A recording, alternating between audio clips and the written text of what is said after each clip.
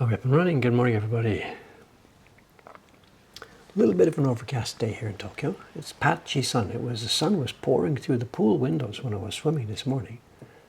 But it's gone grey now, and there's some low clouds scudding over. You can see it over the Don Quixote building there. It's going to be a mixed day. Here's sun's coming out, actually. Interesting. Good morning, good morning. Okay, what's on the schedule today is going to be carving. We're going to dig into that block. Just at the end of the last stream, we finished pasting this down and getting ready. And today we grab a knife and we chop into it.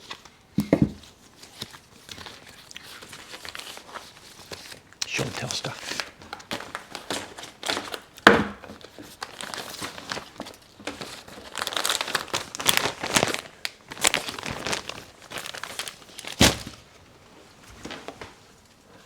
So it's going to be a quiet carving stream, mostly just sitting quietly carving.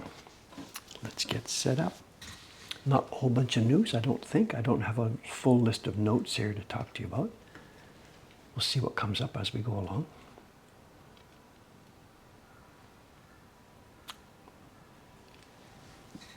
This is not the last color block. There's one more that will follow this. We have one more block that will have some red patches on the fish.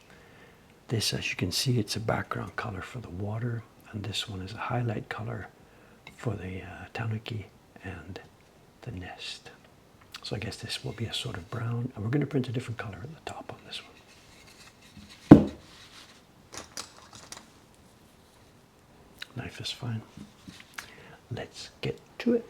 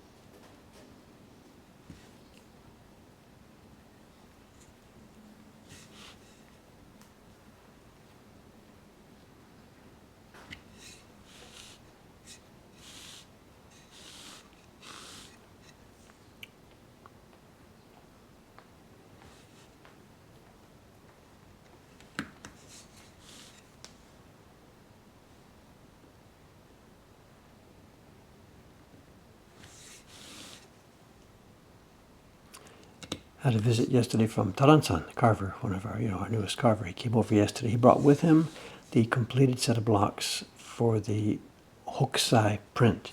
The next Hokusai print, that will be I get confused about which month is which. That will be the July print, which we now have to start printing. So he's got the block set finished for the July print. The June print is, of course, printing at the moment, the Kyoto Journey one. When that's done, the July Hokusai print starts work.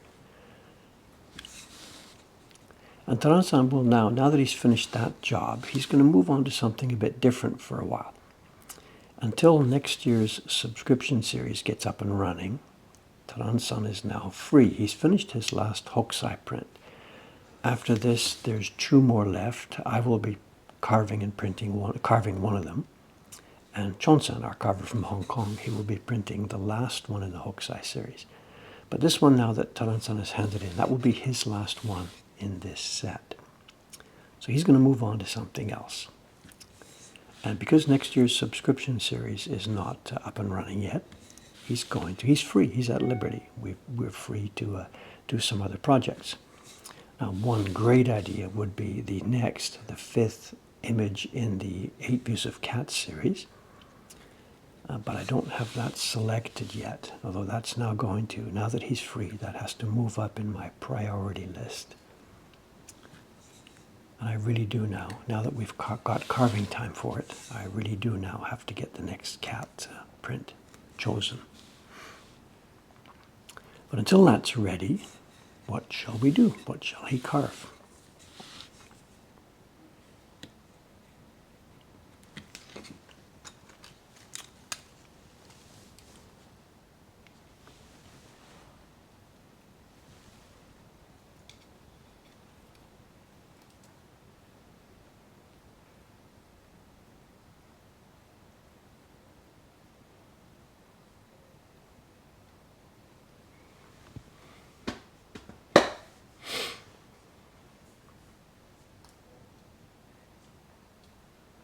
We talked about transparency on the fins, and we're not going to go with that. I talked about this at the time, and we're not going to go with transparency here. So this line probably at some point may be chopped out before we start printing. We'll see. I think the fins will just be the same. This fin is solid, and I believe we'll do the same with this. We don't have enough resources on this simple set to play with too many levels of transparency here. But I'm leaving it for now to leave our options open. KP's talking about this. Tansan mentioned a project on Instagram. He didn't say what it was, so I asked him to keep a little bit quiet for it until we get going a little bit better. He's doing a Shin hanga project. I know his last project for us in that line was the Hiroshi Yoshida Nikko print, Misty Day at Nikko. And that was all very well. Wonderful, wonderful, wonderful learning experience for all of us. But the downside of that is we end up with a print that we find very difficult to keep in stock because it's got so many printing impressions. Ayumi-san is doing another batch of it now. She's upstairs today. I put her paper out today for the Nikko print. But the next one we're asking Tansan to do is not going to be that many layers. So we've gone back in time. We're in the Shin hanga genre. I'll tease you a little bit of this. We're still in the Shin hanga genre, but we've gone back in time before Hiroshi Yoshida.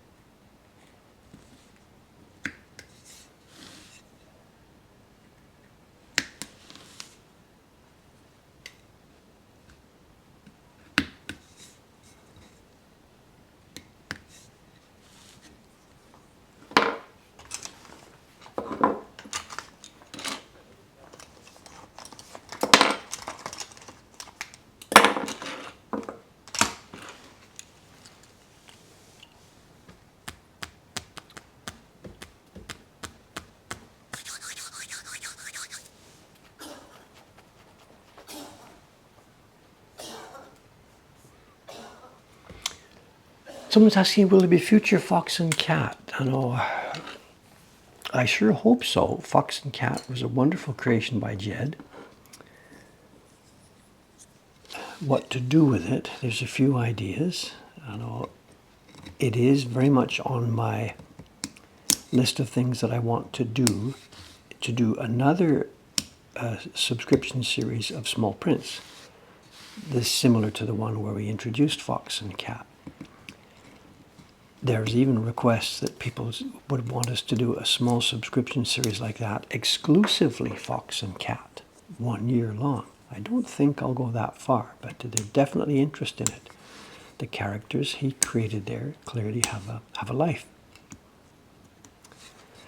At the moment, that's not going to happen because we can't go back and do the same thing so soon. You know, the next year's subscription series is going to be something quite different. And the one after that, the one for 2026, is already decided in my mind. So the earliest we could do that project, if it does come, the next version of a small print, you know, Embrace the Delight, the earliest that could be would be 2027. So I don't know, there's no point teasing you about that.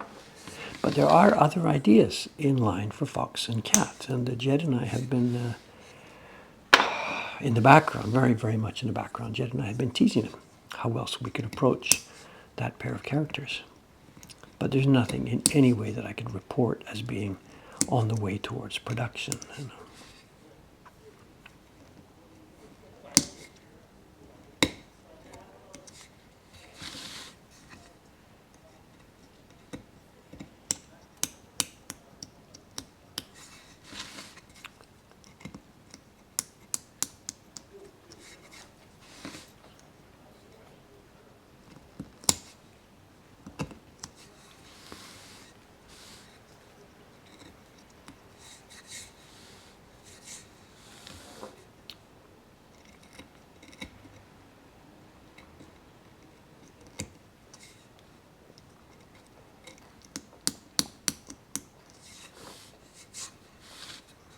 Okay, I think that one's done, that area. We've outlined, we've cut all the outside, we've cleared the parts on the inside. Let's move on to the nest. Don't forget the beak, Dave.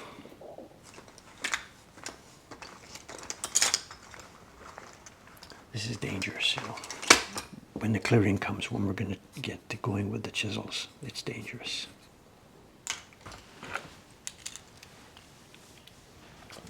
So Morris has got so many ideas, so little time. 8 views of Fox and Cat, like we're going to start that project. No, thank you. I'm not sure. Somebody's talking about the stream is having trouble. There's nothing showing at this end. We're good, clean, we're green. If people have got frozen screens, I think it's between you and Twitch. We are not frozen. We're streaming very well.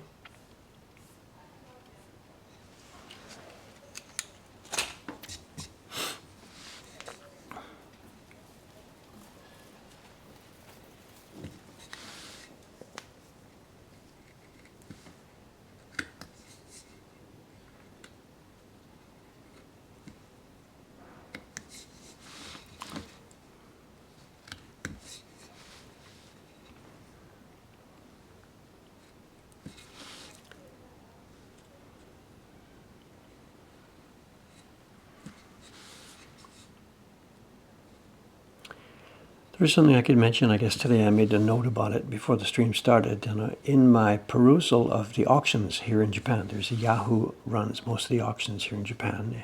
eBay has no traction here.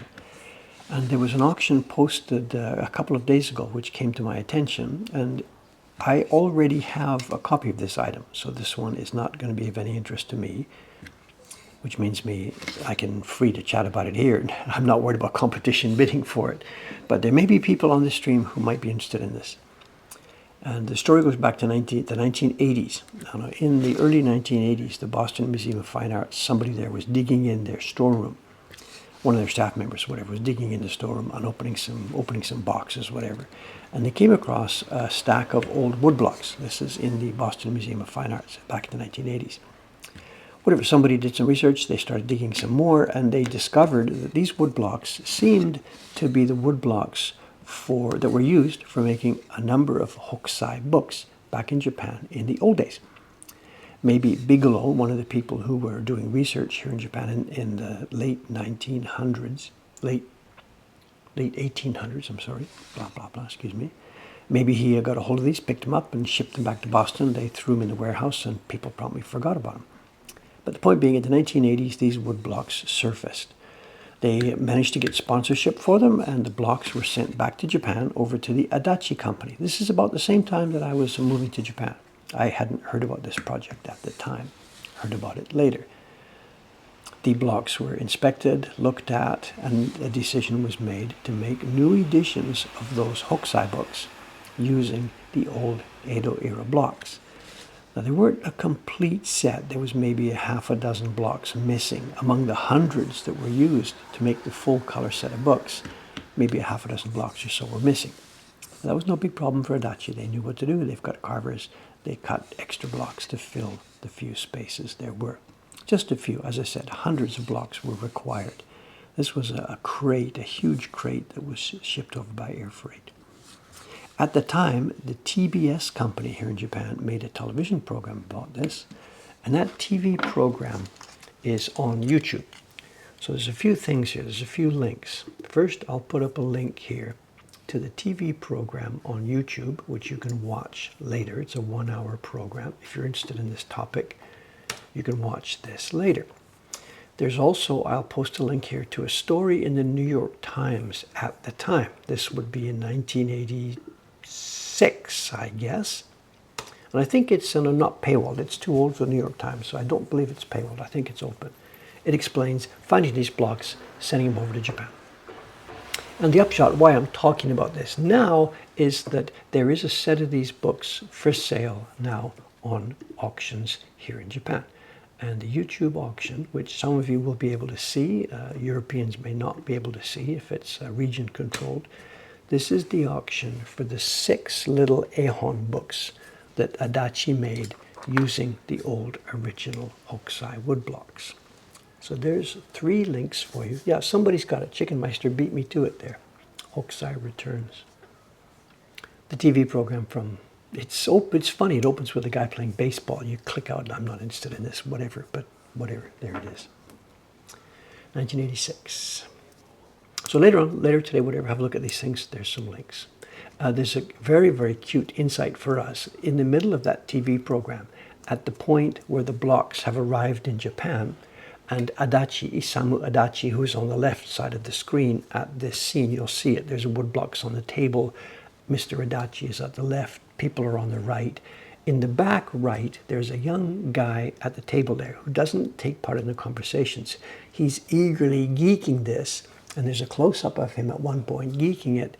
He didn't get a chance to do the printing. That is a young Kubota-san, the Kubota who you hear about and see all the time here. So there's a story there. Anyway, the point being, these are now open on Yahoo Auctions. The opening price is 70,000 yen, which is about $500 at the moment, something like that. If I didn't have these, I would like to be picking that up, and I wouldn't be telling you the story now. I would be showing you on Show and Tell next week.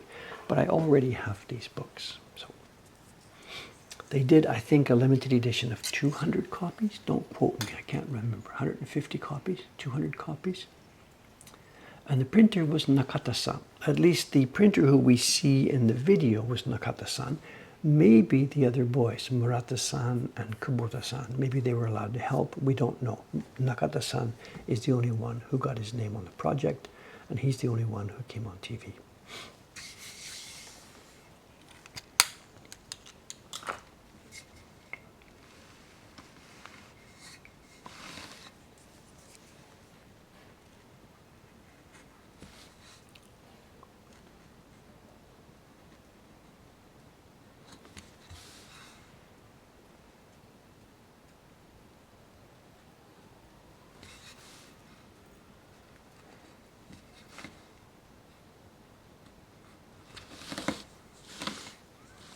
I would believe the blocks must have gone back to Boston, and I suppose they're now sitting back in the warehouse in Boston, and at some point they will come up with the idea, hey, let's send these to Japan to get printed. I suppose sometime in the future.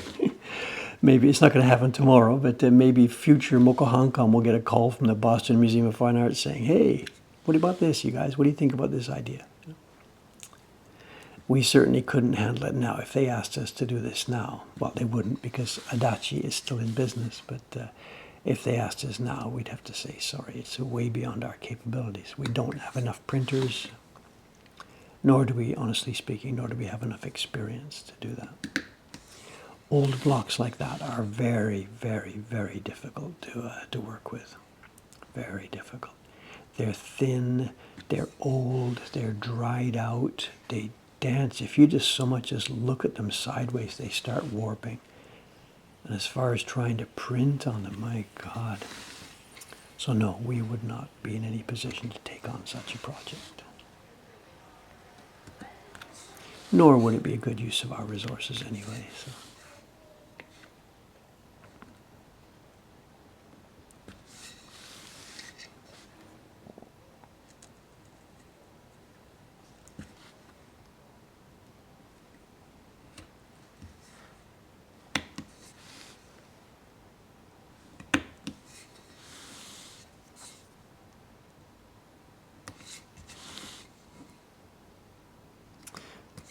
Okay, there's the nest cut and the tanuki skin color cut. We now have the wide area, the background for this. This should be easier. Once this is cut, we'll then get our noisemaker out.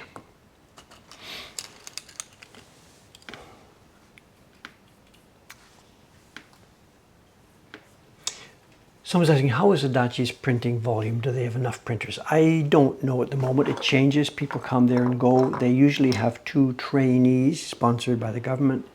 Their main workhorse printer these days, now that Kubota is retired, is a young man called Kyoso. He was trained by Kubota. I say young man, he must be 40 something, 44, 45, I don't know. He's their main printer. I don't know, I'm sorry. I don't have any access to their internal workings. I should drop in there, you know, for Adachi one day, just as a aisatsu, say hello to the guy before he dies. He must be now, my God, in his high 80s or low 90s. I don't know. I really should go over and say hello to him.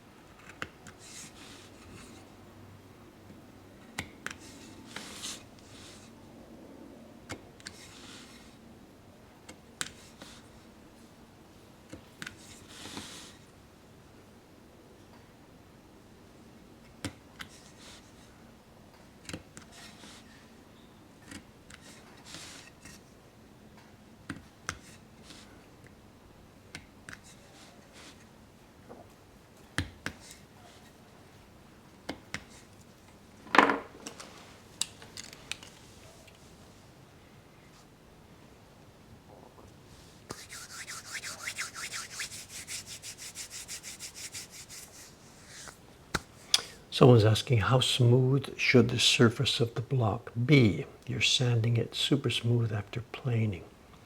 For us, because we want, smooth color, of course, we want the block smooth, quote, unsmooth, so smooth, quote, unquote. And we use the raw wood, we never coat it, the raw wood itself.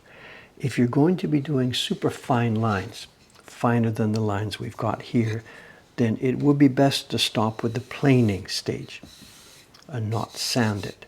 If you're going to do color blocks like this, or if the fine lines are not so super fine, then sanding it down is okay. What I found with my own work in the early days is a planed block, when you cut lines into it, the lines will hold their shape.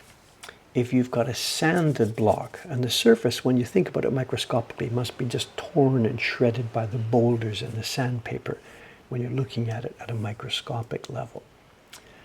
And that kind of block, water will seep into it easier. So if you've got a fine line carved on a block that was sanded, the top surface has lots of entry points for water.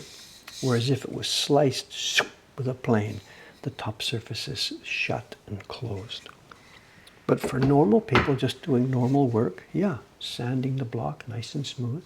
If you can feel fuzziness, that's not so good. If it's shiny and hard, that's what you want.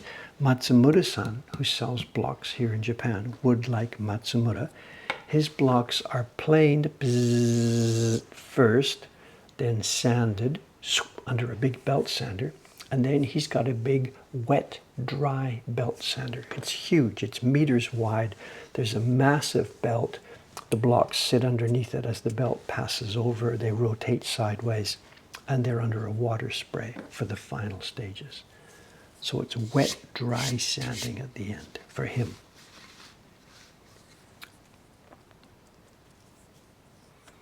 But if you're using a planer, as in a circular planer, and you've pushed your block through, you're almost certainly going to have ripples, and that would be fatal. If you had a ripple plane, and if you had ripple marks from your planer here, it would be fatal. So a planer has got to be extremely slow, or a very large circular plane blade that's not going to leave ripples, or scrape them out or hand plane it afterwards.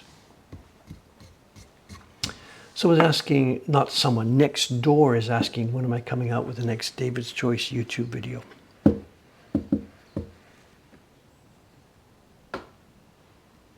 Well, the priority right now for me is the work that's always on the desk, getting the workflow done.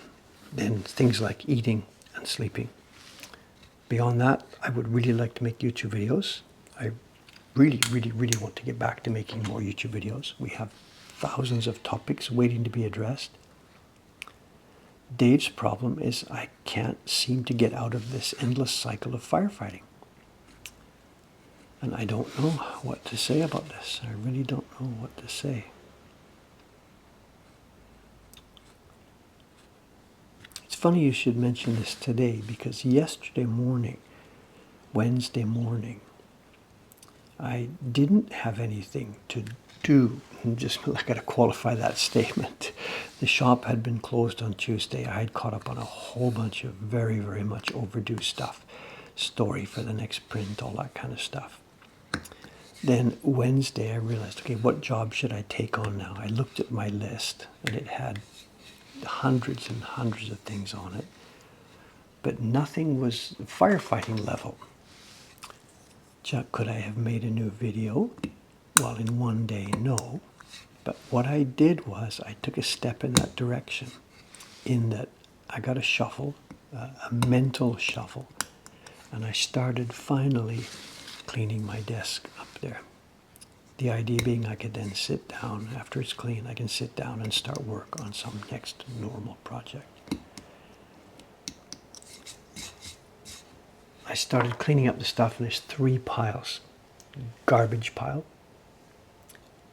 of stuff that needs to be filed. We can't throw it away, but it needs to be filed. And then the 3rd pile from my desk was prints and books, part for the collection.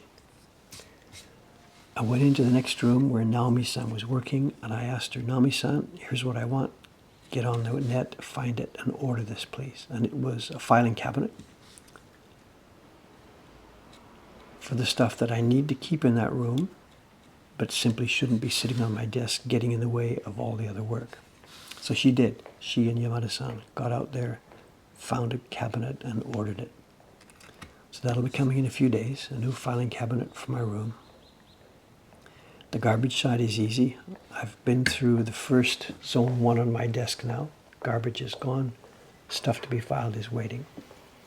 There's stuff over the floor. There's stuff all the rest of my bench. There's another couple of days' work that I have to do there. But this, I hope, I really, really, really hope, will be a major step in helping me get my normal work done. As in planning another video, planning next year's subscription series, etc., etc. So whatever, long answer to a simple question, when's the next video? It seems a bit silly. I postponed it by starting a cleanup project, but this is long, long, long overdue.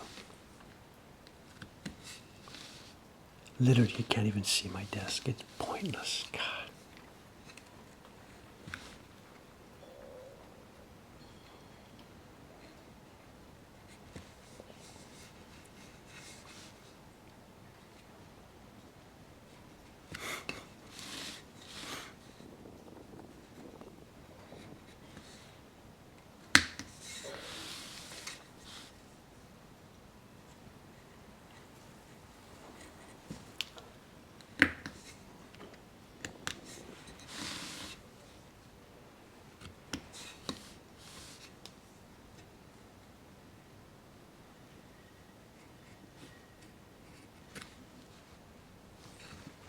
But I know what's happening in the background. I asked Naomi-san and Yamada-san to order a filing cabinet for me, which they've done, blah, blah, blah, blah, blah.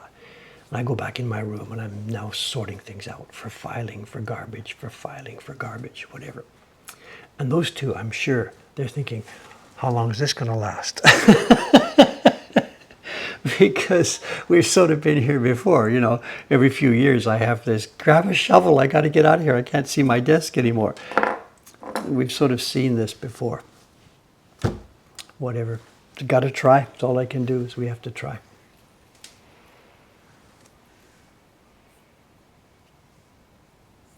This is live. Somebody's asking. This is live from our shop in Asakusa, Tokyo. I don't have today's newspaper at hand. Actually, it's outside in the it's outside in the mailbox. So if we're doubting about the liveness of this stream, I can verify it with a newspaper.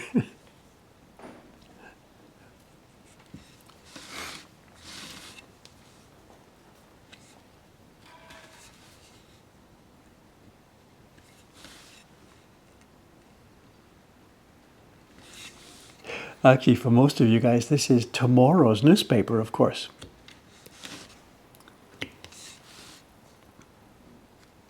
Want to see tomorrow's newspaper? Shall I open it to the stock market page? That should become a regular feature of this stream. Dave steps outside, brings the newspaper in, pretends to open it to the stock market page, you know, whatever.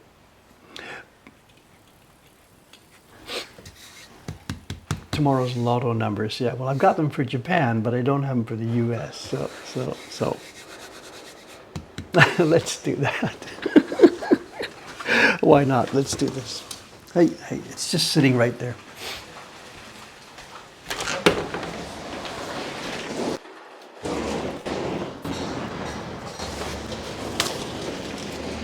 Oop.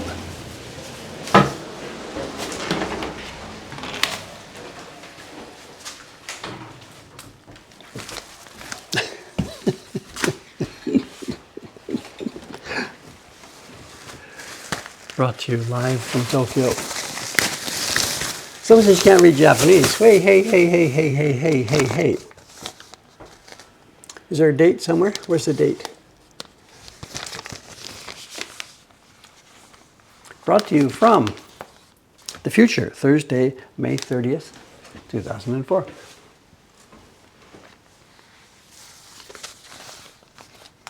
It's funny, I said stock market pages. They don't do that anymore. There's no, when I was a kid growing up, in every newspaper there was always pages of financial information and stock listings. Remember? Page after page after page of tiny type with all the stock market stuff. They don't have that anymore, of course. Anybody in stock market, by the time tomorrow's newspaper comes out.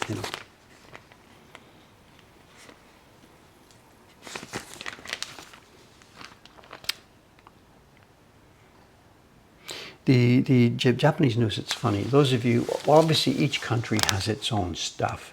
The priorities here for a Japanese English newspaper, you can see the priorities. There's news about Toyota, okay?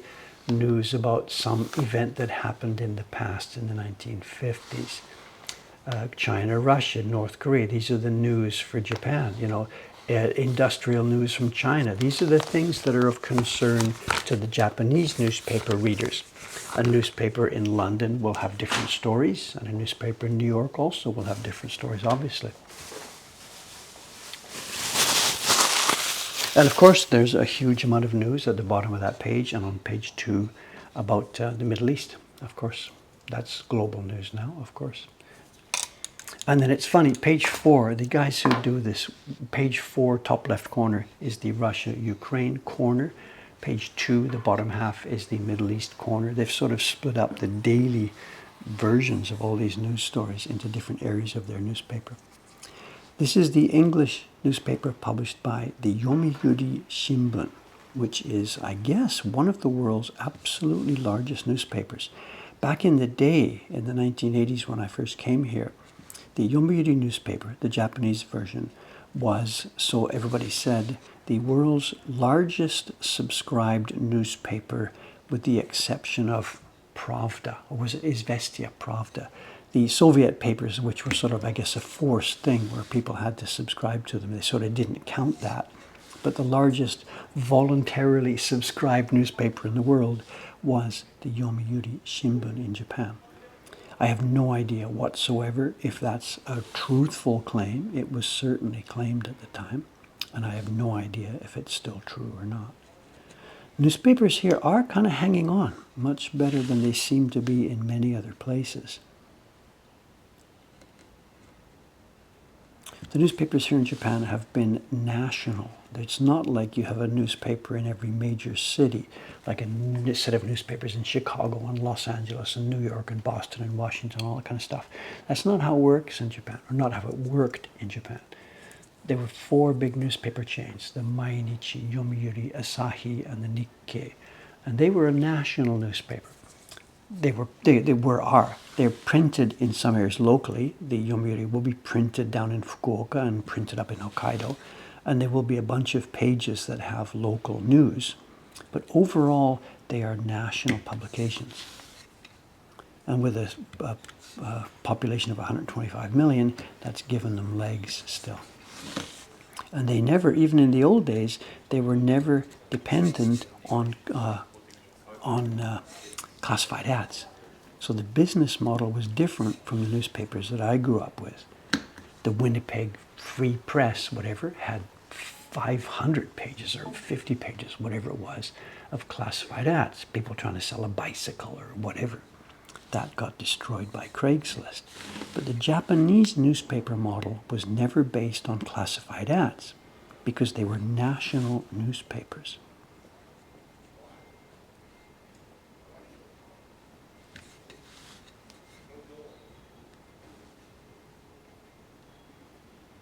So they're still up and running.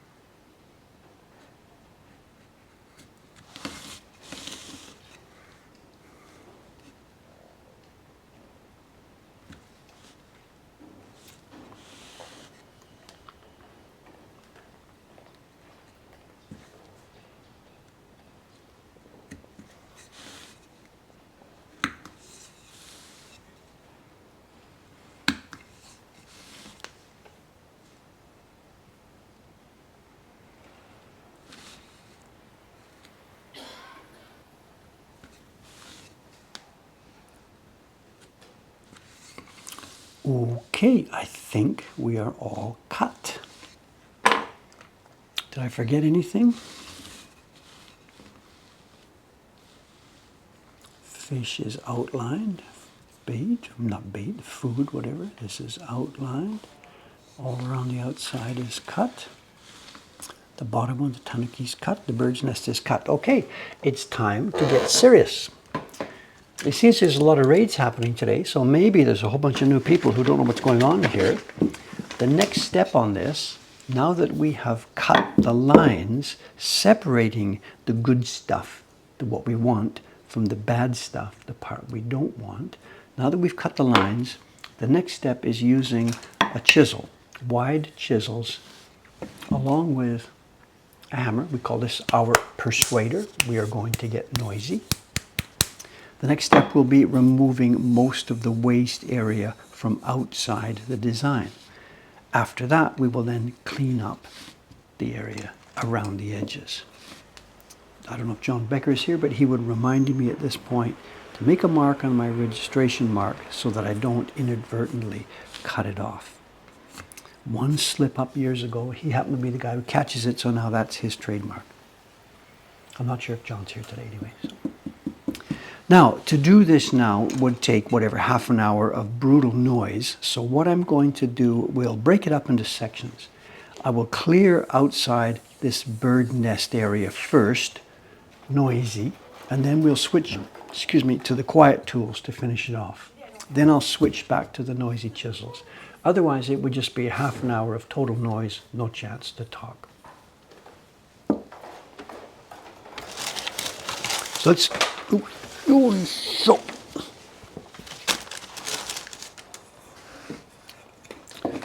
let's do this. I will do just whatever. I'll clean up this corner area first rather than going ahead to do the whole thing.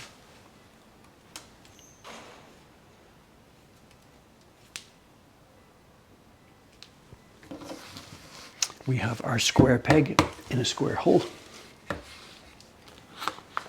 Oops, this is our show and tell.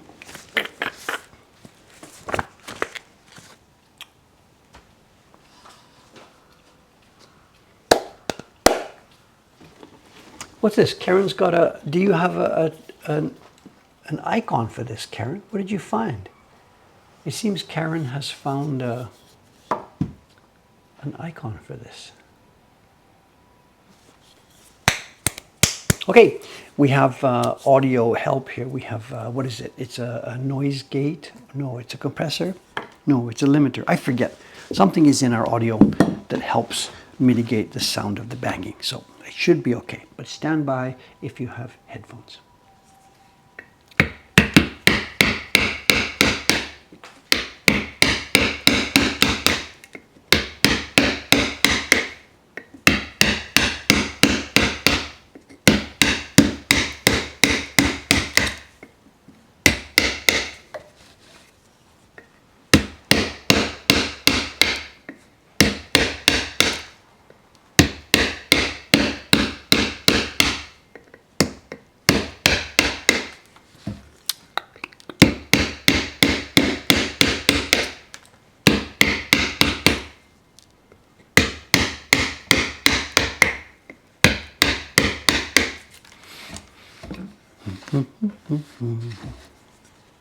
I'm not sure which way the grain goes here.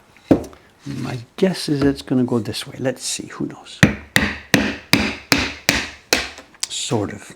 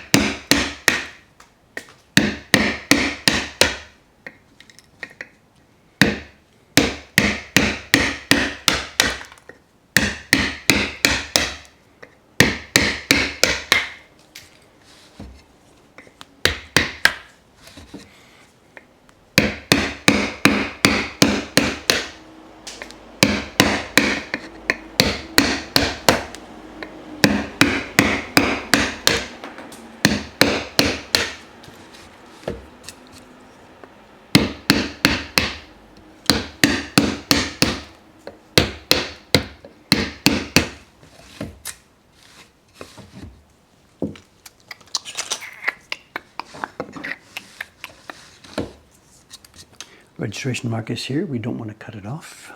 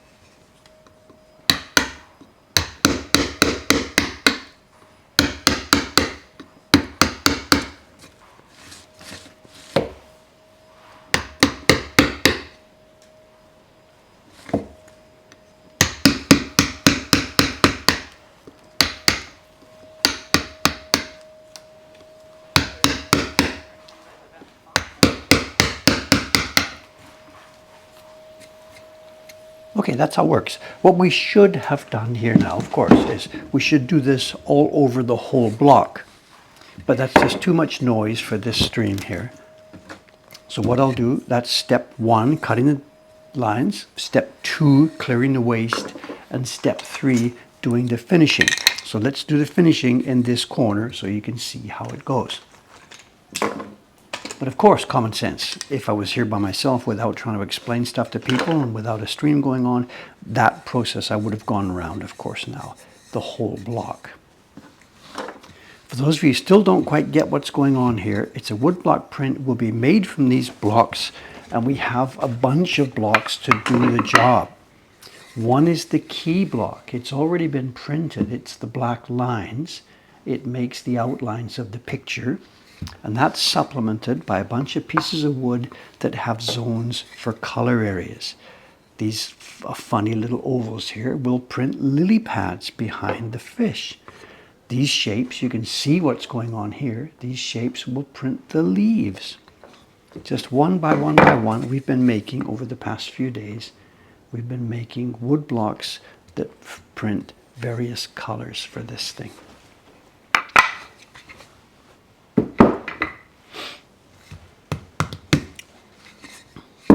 Questions, questions, questions. How are we doing? We're doing fine. We are busy, busy, busy. The shop had last week had its biggest week ever in history. Something I hadn't expected towards the end of May, but whatever. Busy, busy, busy. Will the Ukiyo-e Heroes prints be available when the store opens again? I guess the store, you're talking about Jed's online shop, ukiyo-e heroes.com, which I have no control over. We have the Asakusa shop here where we have prints, including the heroes, the online ukiyo-heroes.com that's run by Jed. So I can't control that. He opens, closes, opens, closes. You'll just have to write to him. Somebody's explaining this. Thank you, guys. Yeah, thank you. We need a bot command for this. You know, rotating the block. There's questions. Rotating the block is a thing and it's not a thing. Among high-level carvers, rotating the block is a thing they don't want to do when they are cutting key lines. Their ideal would be to use your wrist and rotate your wrist while cutting the key lines. The process you just saw me doing now, rotating the block, is essential. You have to run with the grain. You can't chisel against the grain, no matter what goes on. So color blocks, rotation is not an issue at all. We rotate and spin as good as any figure skater. So don't confuse the two issues. For a key block carver, rotating is a thing they try to avoid. For color block carving, it's part of the game.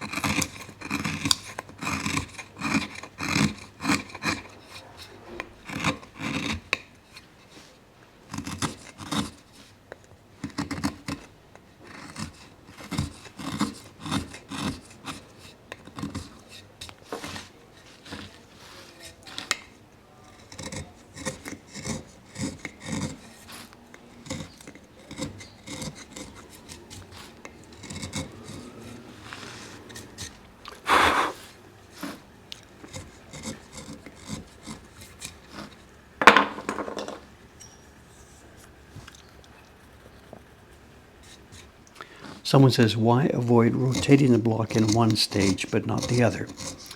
Rotating it like I'm doing now is essential because we're cutting into the grain.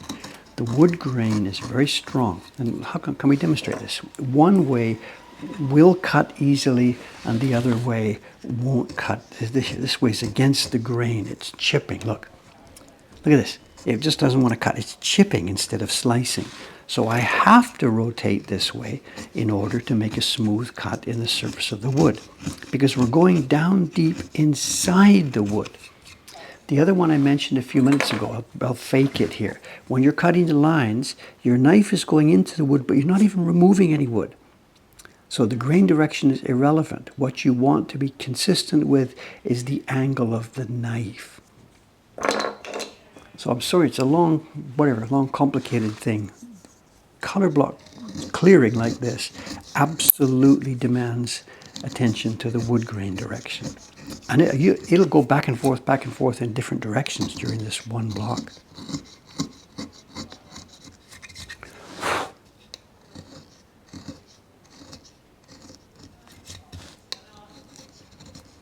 That's against the grain there. Around we go with the grain. It's no big deal, and I don't get the idea here that if you're thinking about trying wood block printmaking, but I'm not sure what to do, all these rules, grain and stuff, forget it. It's irrelevant to a person who is just starting and exploring and learning how to do this. Don't get head up by these rules. There's no rules on this. We're just describing process that a professional uses. But don't sweat this if you're just starting. My God, ignore it. Just put your knife into the wood. You'll soon find out what cuts one way and what doesn't cut the other way, you know. Okay, let's get into this nest.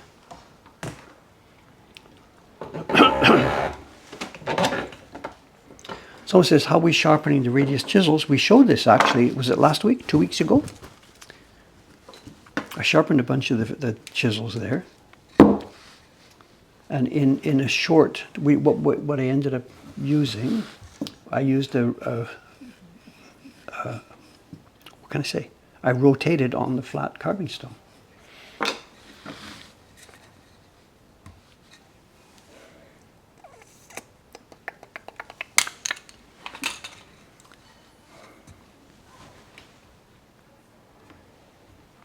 Okay, this now is the third stage then. The first 2 stages are done for this corner.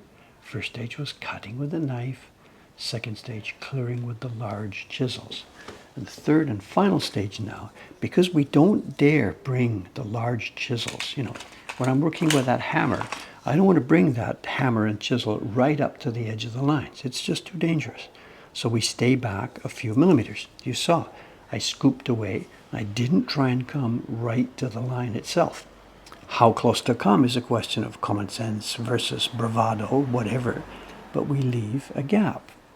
And now the last step is to clean up that last bit of unneeded wood up against the line. Slowly, carefully, without chipping the wood.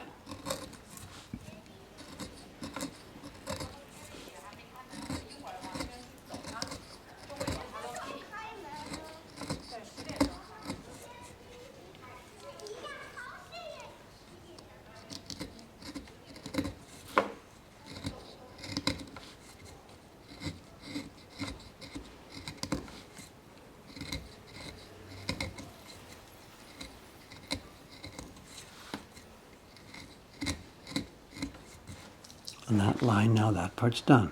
Just the edge of the block, ready for printing.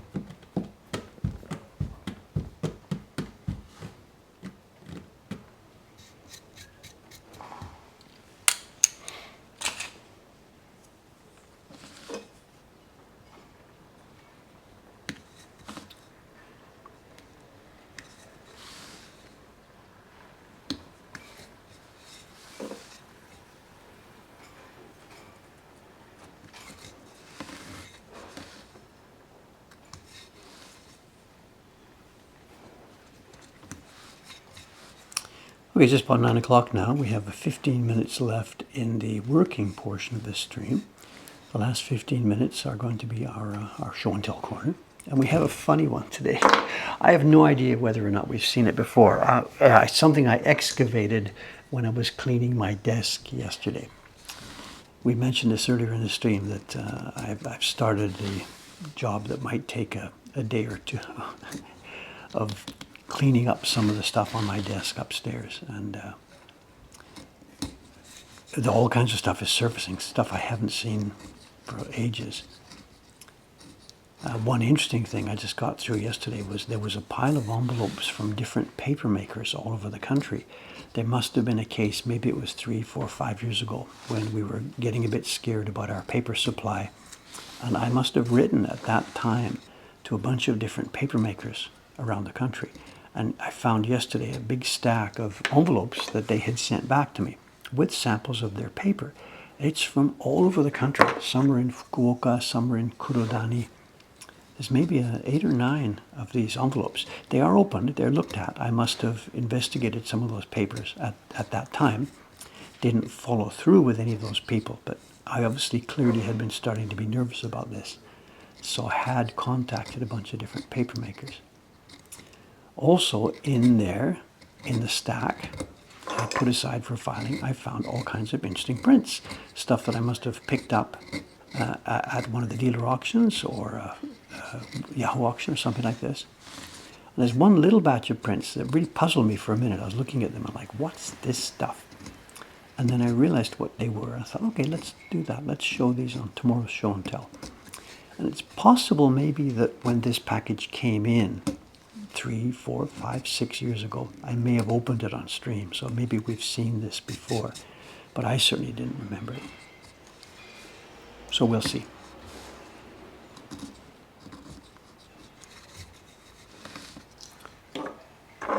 Today's show and tell will be a possible repeat for some of you who have some super good memory and a compulsive intent to remember everything you see here. For the rest of us, it'll be new.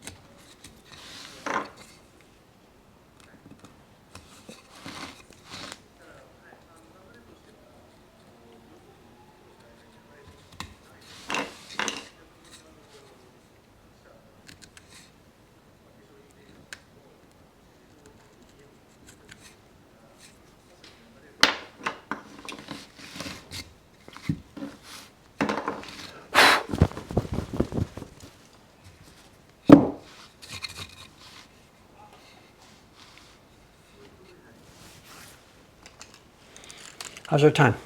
9:05. Okay, a few more minutes of carving here. Yes. Whoa, chat, chat, chat.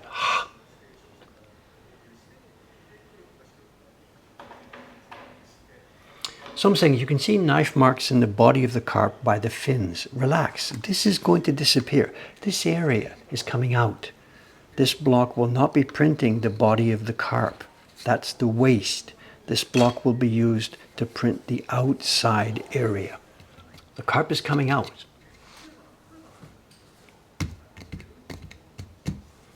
Do I sharpen my tools after each session? No, they get sharpened after X hours of work, whatever. I picked them up today to start working. They are fine. I'm doing such a small amount of work here in each of these stream sessions that it doesn't affect the sharpening. We sharpened whatever these 3 or 4 chisels. We went through the whole batch of them. Was it last week? And it's not like they have been used for a week. The only time they get used recently is during these little streams. So that knife has only been used for about 2 minutes since I last sharpened it. You know, they sit on the desk. So I can't give you a number. They get sharpened when they get a little bit not so sharp, you know. Someone says, is it possible to print with gum arabic instead of paste? I think you will find that is far too sticky. Your paper will stick to the block. The paste we use, the word is misleading. It doesn't paste, it just adds some body. Gum arabic, I think if we tried to put that on the block with the pigment, the paper would absolutely stick to it. Never tried it, don't intend to try. You know how to do this. Just go for it.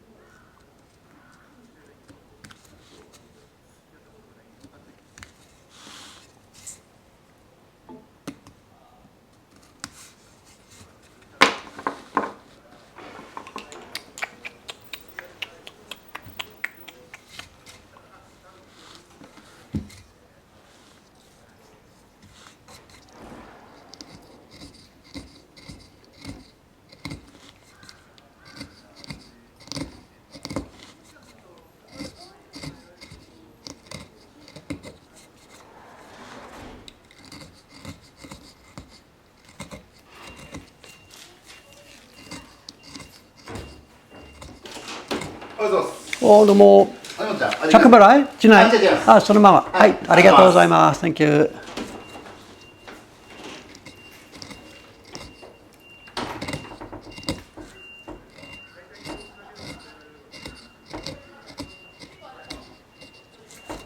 The mailman. The mailman comes twice a day for us. This is package stuff. This is the package delivery guy in his little truck. The normal mail, the letters and stuff like that, which we still get, that comes around noon, and a young lady walks around the district, of course. I think she rides a bicycle. She rides a bicycle maybe up to the end of the street, and she gets off with her satchel and she puts the mail in each person's mailboxes. But she doesn't do packages. It doesn't make any sense, of course. So packages come separately by this guy in the morning around this time. And she will deliver letters and stuff later on. I say he, she, that's just our local. Currently, this is the people who are doing it. It changes every once in a while. They try not to change too often because addresses in Japan are difficult. And it takes quite a while for each one of these letter carriers to learn the neighborhood, to learn who lives where and what's going on and which house is where. Those of you with any experience of addresses in Japan know that there's almost no logic or rhyme or reason to it. So the knowledge that these people have built up, who lives where, is extremely valuable. You know, and there's no way, you can't just send somebody else onto the route. It's not like a Canadian street, house number 12, 15, 24, all down the street. This place seems almost random. Same thing, the black cat delivery guys, you know, they're also the people to ask if you're trying to find an address somewhere and you're in a neighborhood, you come out of the subway station, you've gone down the back streets and you can't find anybody. If you happen to bump across the black cat guy, the Yamato guy in his green uniform, ask him because he knows where everybody and everything is, you know. Our address here, our building is somebody's typed it here, 1-41-8. It's the same address for the beef restaurant next door, has the same number. The, what's it called? The Oyster Shack has the same number. The people that live upstairs from the Oyster Shack have the same number. And the antique shop in the background has the same number. So there's 5 entities here all sharing the same number. And we're visible. So when there's a delivery guy from Amazon or something coming down the street, the mailman, he knows this district back and forth. But a random Amazon delivery guy doesn't know anything about this street. So he will park his little van outside or his bike, whatever, and he's looking up at these buildings and his packages for Nishinomiya-san. And that's the guy in the back upstairs above the Oyster Shack. And there's no signage. So it's impossible. So what happens? Either the guy just gives up and drives away, or he will come into one of the shops. He will come in here and say, Nishinomiya deshoka? And I'll take him outside and show him where the door is. So there you go. There we did it. We did it just with 1/4 of the block, but now you see the whole thing. You saw me paste this down in the other stream, cut the lines, clear the wide spaces, and finish off.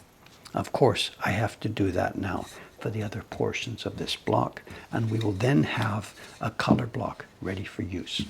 There will be one more color block to go on this design. I need something to do a red splotch on the fishies.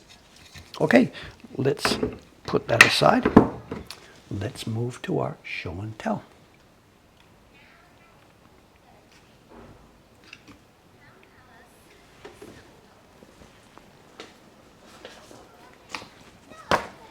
It is a bag of junk, but fun junk.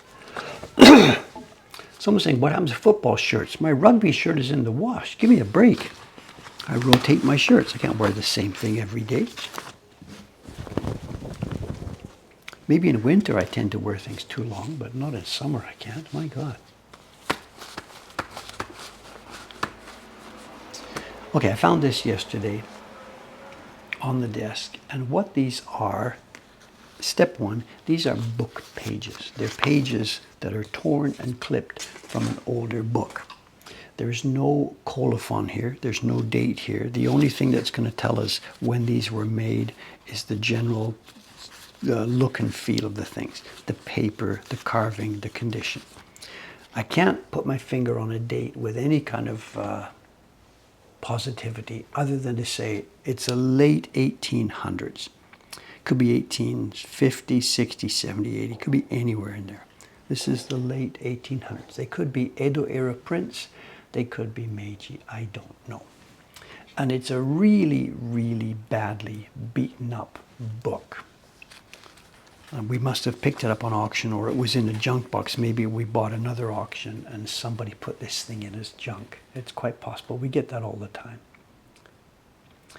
And the clue as to why these are book pages, well, the style and shape is part of it. But the other thing is that these pictures are all in pairs.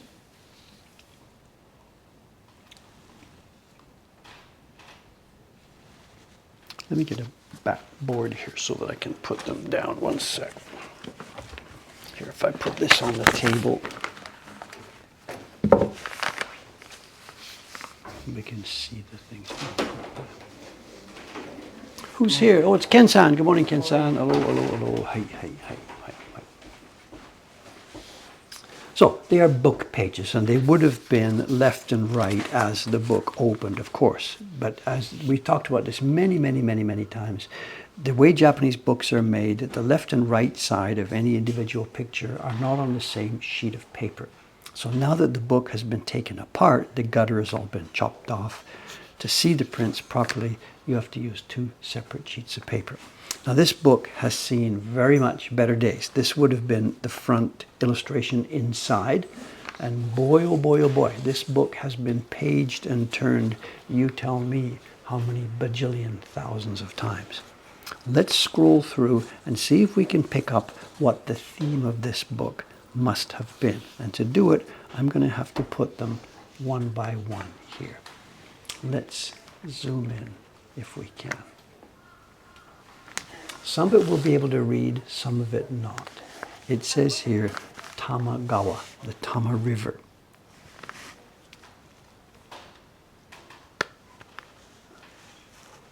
And we have an illustration of people in Heian era.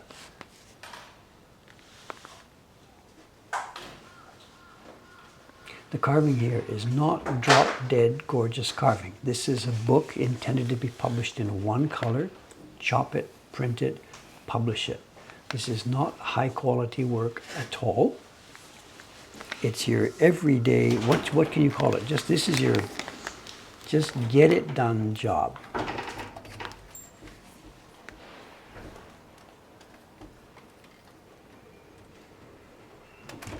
Mochi making, what are they doing? What's the job they're doing with these large paddles? Or, I don't know, you tell me. Laundry?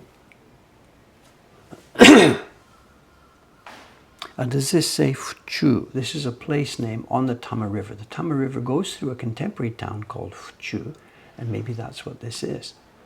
I think maybe this is laundry. We've got baskets standing behind. We've got some kind of large tub.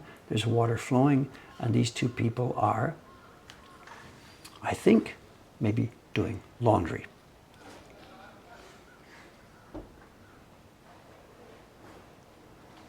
And my guess is this, because of the Heian era courtier aspect to this, I think we're looking at a historical episode.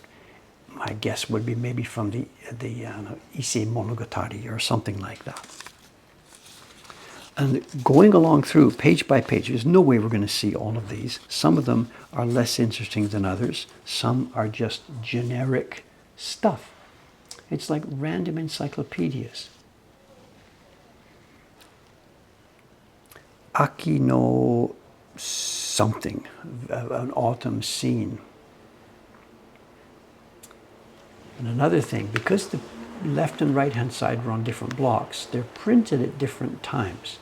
So we'll see this all the way through cheap books like this. The left hand or right hand side won't match in terms of color density because they were printed by different people from different blocks at different times.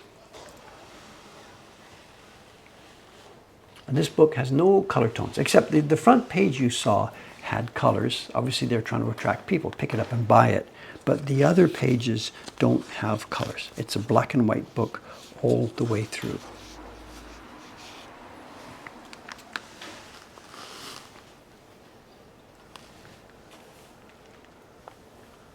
This again, I think the book is going to be maybe historical. I think these are reflections of historical episodes.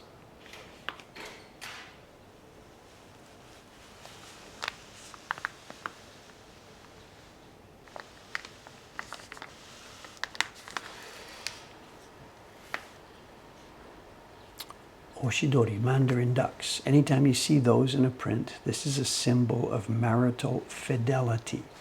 So there is a backstory here. I don't know what it is or who this character is.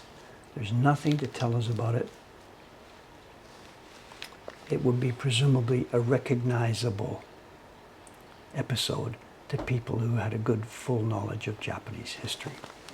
So what's the theme to the book? I really, really, really don't know.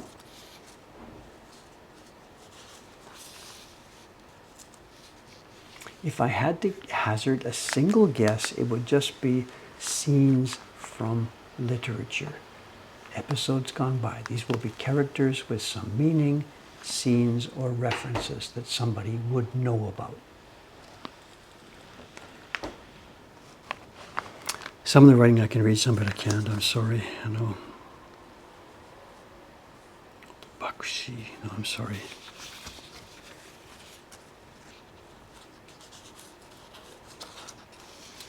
And it goes on and on and on, page after page after page.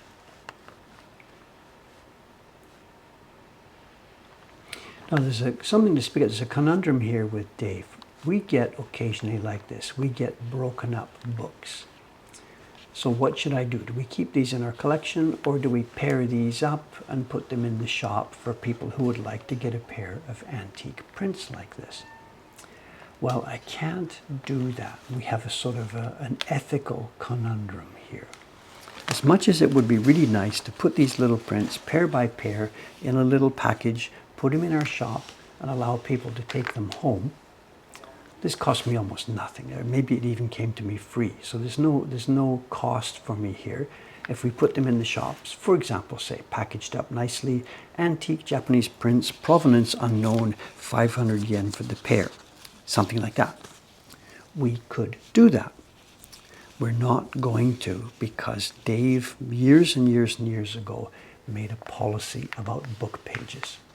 And it goes back to, well, I can't remember the first time. One day I would have been in one of the bookstores downtown browsing. And as I'm browsing, I can hear chuk, chuk, chuk, chuk, chuk, chuk. And the girl at the counter, while waiting for customers, she's got an old book, something like this or whatever. She's cut the strings and she's cutting the pages apart one by one, by one, by one, and putting them into packaging, ready for the shop. Antique Japanese woodblock print, 1832, of $50. And maybe the book she's cutting up had maybe 50 pages. So she's going to put 50 little separate items into her shop, $50 each. I'm making up the numbers, but they're reasonable. And she would have got, wow, a whole bunch of money, $2,500 from this book. If she had put the book itself into her shop, antique Japanese book from the 1830s, no one's going to buy it. No one's interested in these things. Some book collectors, maybe. But for her, that shop, they've got these books, and believe me, there's thousands and thousands and thousands of them in the market. So having seen that experience, and it's there, all the shops downtown have book pages galore in them, all the shops downtown. Dave's chance here now to open his shop. We deal with antiques. What am I going to do? So my policy one, this is a no-brainer. You don't even need me to guess what I'm going to say. My policy one is we don't chop up books. That's easy to say. That's an easy ethical line to draw on the sand. We don't chop up books. But what about books that have already been chopped up? What about random book pages that come to us? This book was chopped up years and years and years ago. Nothing to do with me. It's all destroyed. Surely it should be okay to sell this, right? If I don't sell these, it's going to sit in a drawer here and nobody will ever see it again. If we did sell them, then people would be able to enjoy, hey, I've got this cute antique print from the 1800s. But long ago, we made our decision here not to sell book pages. It's no difference as to whether I chopped it up or somebody else chopped it up. This is a fun one. Look at this. Lots of labeling here. If we took the time to read these labels, this is obviously a known place and a known episode.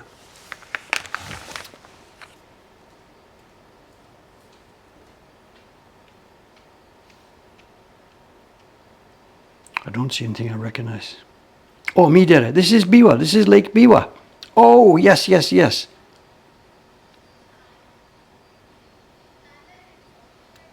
Oh, no way, no way. This looks like the 8 views of Omi all in one print. This is Midera, the evening bell up here at the side. We have descending geese. I think we have evening rain. It is. There's the pine at Karasaki. It even says so. This is a little treasure. We have the 8 views of Biwa, Omi Hakke, all in one little print.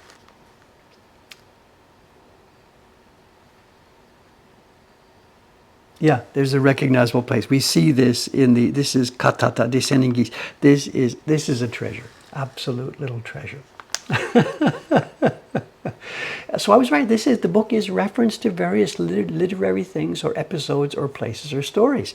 And somebody in the old days, when they bought this book, 1860 or 1850, whenever it was, that person would know what these things were. They would flip this book page by page, and every single page would bring them as much pleasure as it did for Dave here, who's struggling to recognize this stuff. But this one I got. This one I got. Omi Hakke.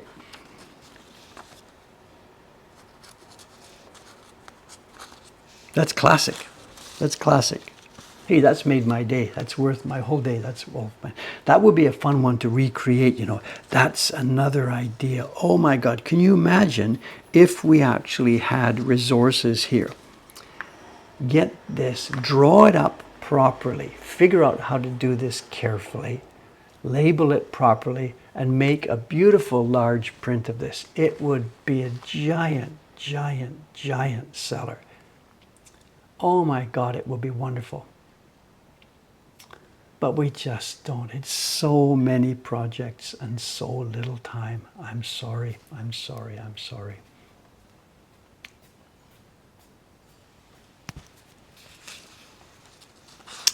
Infinite number of projects. So these things are passing back and forth in front of my eyes here, and Dave here is not getting 1% of the references here. I'm sorry. If there's a Japanese classicist or someone who knows Chinese old literature watching me do this, he's shaking his head. Why doesn't Dave understand all these things? My job's woodblock printmaking, you know. I'm a woodcutter. I chop wood and I print. I don't know everything that's inside each and every one of these prints. I'm sorry.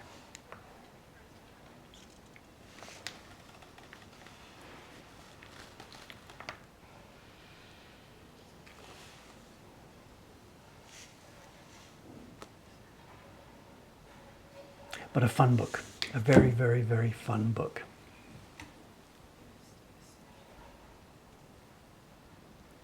And again, the thing I got interrupted there when I realized what that print was, the thing about selling book pages, you know, it doesn't matter to me. That it's easy for us to say, we could sell these because somebody else chopped it up. That's a slippery slope. Once you start that, no way. You're done. You're done.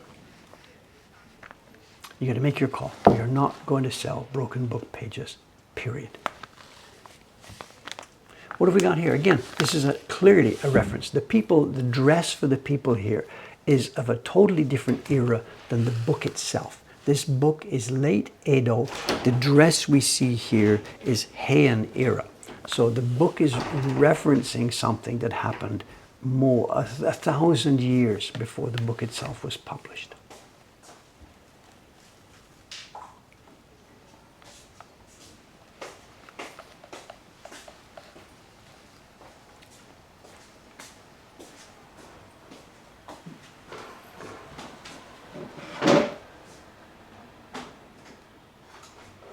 No, this is not museum level stuff. Really, it isn't. This is a junk piece of wood, piece of book. It's not museum level. It's difficult to explain to you just what level we're talking about. If you go in, if you're next time you're in Tokyo, if you go downtown, there's a shop called Oya Shobo. They're not my favorite place to go because they price a little higher than I think they should be pricing, whatever. And they're also sometimes not so friendly, but whatever. Oya Shobo, O-H-Y-A Shobo. And you go in there, and I don't know what it's like now because I haven't been in there for 5-10 years, but on the left side of the shop is a display of, I'm going to make up a number here, 5,000, 6,000, 8,000 books like this. There will be rare books, there will be junk books, there will be everything in between. There was so much stuff printed in the Edo time. So many books. It was one of the most literate societies on earth. There was so much stuff printed and so much has survived that Japan is drowning in this stuff. The book we're looking at here right now is not in any way rare or museum level material. British Museum would just say, like, why are you showing this to me? They've got museum level stuff in there.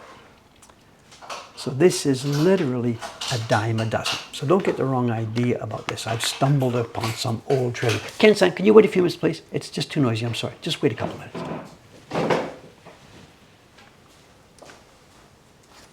So leave it. Let's put this one back up. The 8 views of Biwa here. Let's just finish off with that one. It's Thursday morning now. We're going to shut this down. I have to get busy with my full day's work. I'll be back here 2 days from now, Saturday morning, 2 days minus 90 minutes. Someone's suggesting, what are we doing? Sensei Martian is up and running. Is he? Is he working? Is he ready for us? Okay, let's do this. Those of you who don't know what's going on, our friend Jason, Sensei Martian, is currently walking the length of Japan. He's streaming a lot of it as he goes. So if we'll drop the stream over there, we'll raid him. You can give him a few minutes or a few hours, whatever you like. Let's see if I can remember this. It's /RAID, and then it seems to be case sensitive. Raid Sensei Martian, initiate the there it is. It's counting down. We're going to go to his channel in 6, 5, 4, 3, 2, 1. See you in a couple of days. Bye for now. Thank you.